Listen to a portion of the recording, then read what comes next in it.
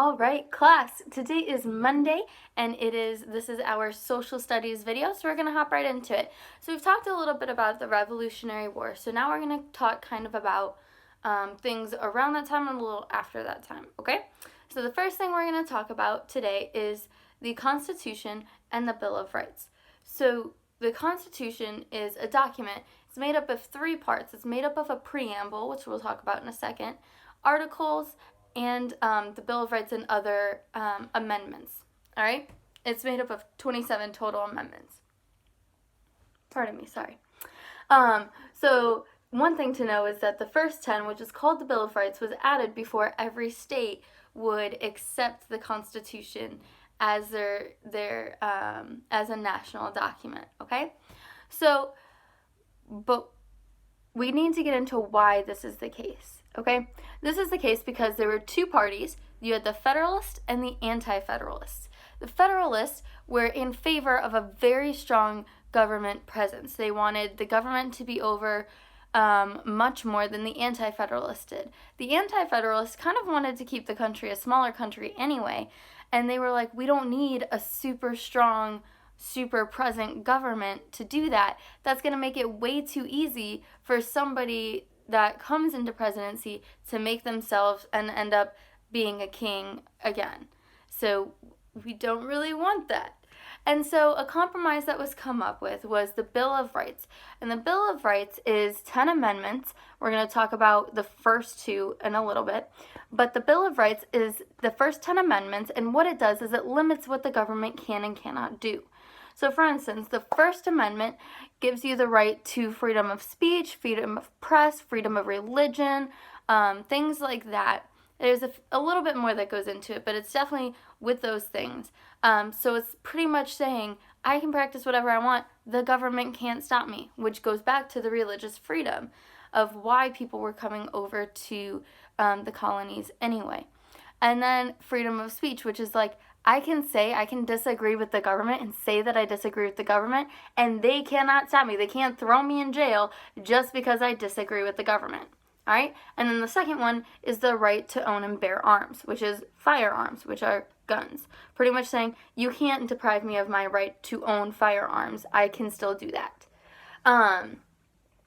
So the Anti-Federalists didn't want to pass the Constitution without these Bill of Rights in place, protecting their own liberties, their own rights as citizens. Numbers 11 through 27 were added later. One that you might already know of is the 19th Amendment. Okay, so there are really 5 parts that we're going to focus on in this video. So that's kind of what the Constitution did. We still use it today. It's called the highest law, pretty much saying every other law is supposed to follow what's in the Constitution. So I can't try to pass a law that says anybody who disagrees with me on this has to go to jail, because the Constitution protects their right to do that, and that's still in play today.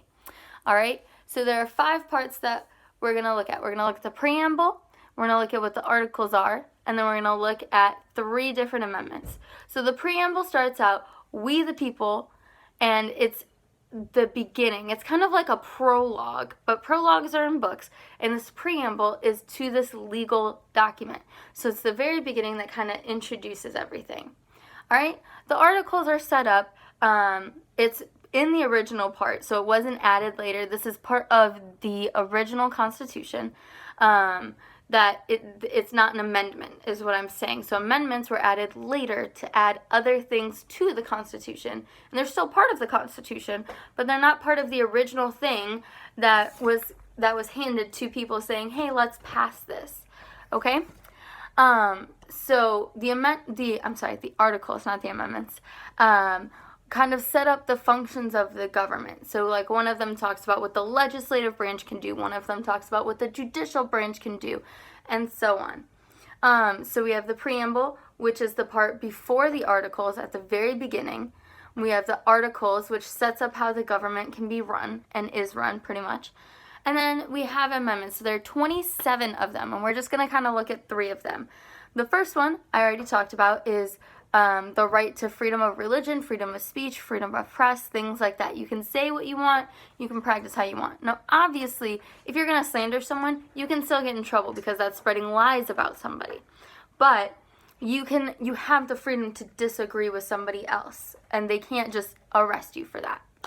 All right, the Second Amendment, again, is the right to own and bear arms, and then the 19th Amendment is the one that you guys might have heard of. This was passed in 1920, so much further after all of the other ones were, much further after the original 10, the Bill of Rights, and it gives women the right to vote. All right, so those are the ones we're kind of looking at. You need to know the preamble, what the articles do, and you need to know those three for your test, okay?